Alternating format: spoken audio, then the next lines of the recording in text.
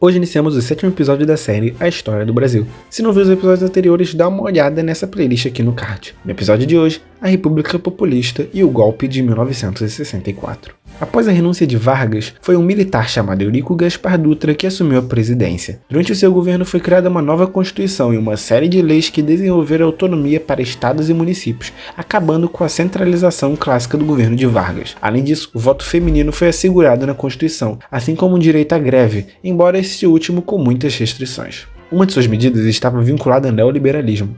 Ela foi abrir a economia para capital estrangeiro. Porém, isso praticamente vendeu o Brasil para empresas estadunidenses, que passaram a ter muito poder na economia nacional. Com isso, a inflação e o desemprego dispararam, reduzindo o poder de compra dos trabalhadores. Seu governo ocorreu no início da Guerra Fria, com o mundo dividido em dois lados. Rapidamente, Dutra se alinhou aos Estados Unidos e cortou relações diplomáticas com a União Soviética, além de proibir e perseguir políticos do Partido Comunista Brasileiro, PCB. A sua popularidade era baixa entre trabalhadores, muito diferente de Vargas. Quando Vargas foi praticamente expulso do governo, o objetivo não era afastá-lo da política para sempre. Conclusão, as eleições de 1950 se aproximavam e ele apareceu como candidato. As eleições ocorreram e Vargas mais uma vez chegou ao poder. Ele governou provisoriamente de 30 a 37, como um ditador de 37 a 45, e agora, desta vez, a partir de 1951, democraticamente. Neste primeiro governo democrático de Vargas, ele desfez muitas políticas neoliberais de Dutra e limitou o capital estrangeiro no país. Criou o Banco Nacional de Desenvolvimento Econômico e iniciou o processo de criação da Eletrobras. Durante a campanha O Petróleo é Nosso, criou a Petrobras para explorar e refinar o petróleo brasileiro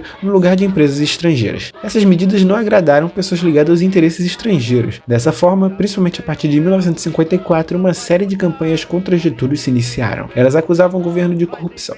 Essas campanhas se intensificavam cada vez mais. Um dos maiores opositores era o jornalista Carlos Lacerda. No dia 5 de agosto de 1954, um atentado a tiros feriu Lacerda e matou um major da Força Aérea. Logo após o atentado, todos começaram a acusar Vargas de ser o mandante do crime. A pressão sobre ele foi enorme pela mídia, políticos opositores e até pela população. No dia 22 de agosto, um pedido de renúncia foi apresentado pelas Forças Armadas. Com toda essa pressão, na madrugada de 24 de agosto de 1954, Getúlio Vargas atirou no próprio peito com um revólver, no Palácio do Catete, no Rio de Janeiro. Ele deixou uma carta para o povo brasileiro, na qual dizia que tinha lutado pelo Brasil e sofreu com ataques pessoais de diversos grupos políticos.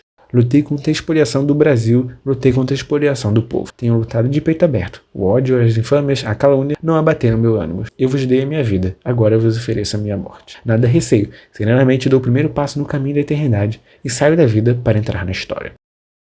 Uma crise política se iniciou após o suicídio de Vargas. Houve um plano para uma tentativa de golpe de Estado, porém ela foi contida pelo então ministro da Guerra, General Teixeira Lott. O vice-presidente, Café Filho, assumiu.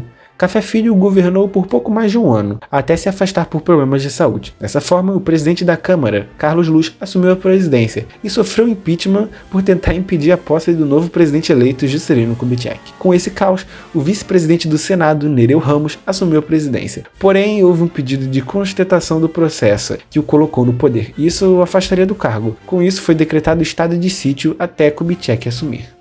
Juscelino Kubitschek, ou JK, lançou o Plano de Metas, que prometia avançar o país 50 anos em 5 de governo. Esse plano consistia no investimento pesado nas indústrias de base, educação e transporte. Apenas o Sudeste recebeu a atenção do plano, gerando grande desigualdade social e uma enorme migração para a região. A área de transportes priorizou o transporte rodoviário, o que oficialmente acabou matando as ferrovias brasileiras, que estavam em declínio desde o fim do Império. Neste período houve uma grande disseminação dos meios de comunicação, como o rádio, e surgiu a Bossa Nova. Nesse período, apelidado de Anos Dourados, também chegou o primeiro título da Copa do Mundo.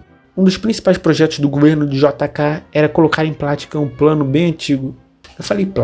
Colocar em prática um plano bem antigo na história do Brasil, construir uma nova capital no centro do país. Brasília foi construída do zero. A cidade foi planejada por Oscar Niemeyer e Lúcio Costa, e construída por imigrantes nordestinos. A construção da cidade, que foi inaugurada em 1960, elevou a dívida externa do país e causou uma alta inflação. Em 1961 surgiu um presidente curioso, Jânio Quadros, que pregava a moralização do país. Possuía uma política externa independente, mantendo relações com países tanto do bloco capitalista quanto do bloco comunista. O contato com países comunistas, que incluíram até mesmo uma condecoração ao então ministro da Indústria e do Comércio de Cuba, Ernesto Che Guevara, geraram desconfiança nas elites e nos militares. Outras ações diminuíram a opinião pública a favor dele. Em um evento ainda misterioso no que acredita ter sido uma tentativa frustrada de um autogolpe, Jânio Quadros renunciou em 25 de agosto de 1961, provavelmente acreditando que seria apoiado por militares e pela elite para não deixar o vice João Goulart assumir.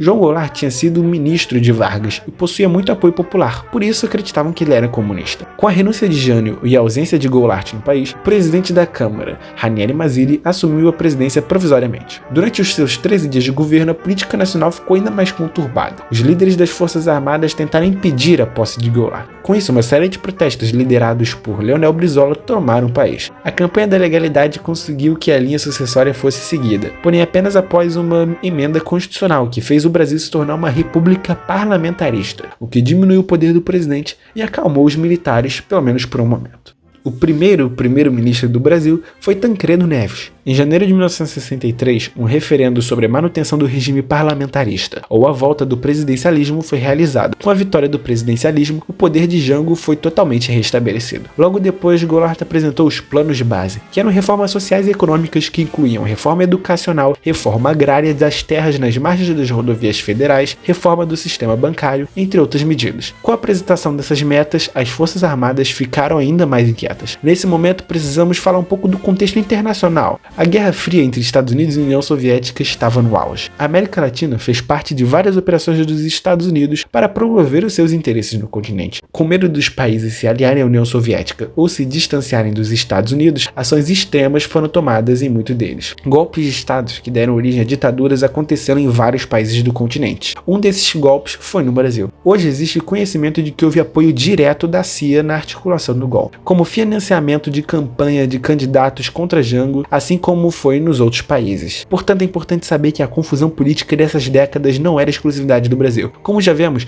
em toda a história do Brasil, as elites sempre tiveram grande influência na política. Nesse momento, elas estavam em alerta, pois acreditavam que seus privilégios e interesses poderiam estar em risco com ações do governo de Goulart. Portanto, existiam 3 elementos de oposição: as elites, os militares e os Estados Unidos. Também é importante citar que as ações que viriam a seguir tiveram apoio de parte da população, principalmente da população ligadas aos setores conservadores do catolicismo, que na época era a maioria na igreja. Com o aumento da pressão contra o seu governo, Goulart decidiu fazer um comício, o Comício da Central, que reuniu mais de 100 mil pessoas na frente da Central do Brasil, no Rio de Janeiro, em 13 de março de 1964. No discurso, ele defendeu as reformas de base, a ampliação do direito de voto a analfabetos e militares de baixa patente, e criticou seus opositores, afirmando que estavam ao lado das elites internacionais, e afirmou que teria assinado um decreto que desapropriaria parte das terras improdutivas nas margens das rodovias federais. Este foi o estopim do golpe. Nos dias que se seguiram, as tramas golpistas se prepararam e uma operação internacional começou, a Operação Brother Sam. Foram mobilizados navios de guerra dos Estados Unidos,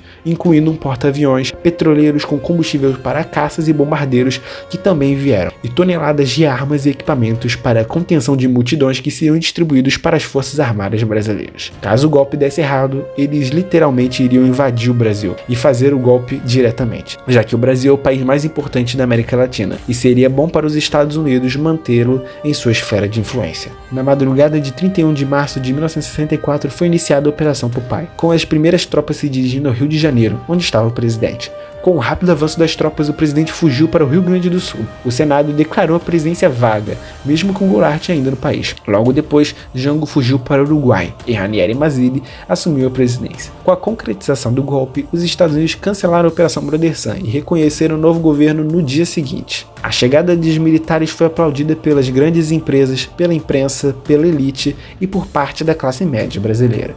O apoio de parte da sociedade ficou evidente com a Marcha da Vitória no Rio. Logo nos primeiros dias de regime, blindados e militares tomaram as ruas da cidade e do país. Sedes de partidos contrários ao golpe, sindicatos e associações foram fechadas, e a sede da União Nacional dos Estudantes foi incendiada. Em 11 de abril, o Congresso ratificou a indicação militar e elegeu Humberto Castelo Branco, presidente da República. Esses foram só os primeiros dias de um regime que foi se fechando cada vez mais. Diziam que seria temporário, mas durou 21 anos. Espero que tenha gostado. Se gostou desse vídeo, dê like, compartilhe e se inscreva no canal. Até a próxima.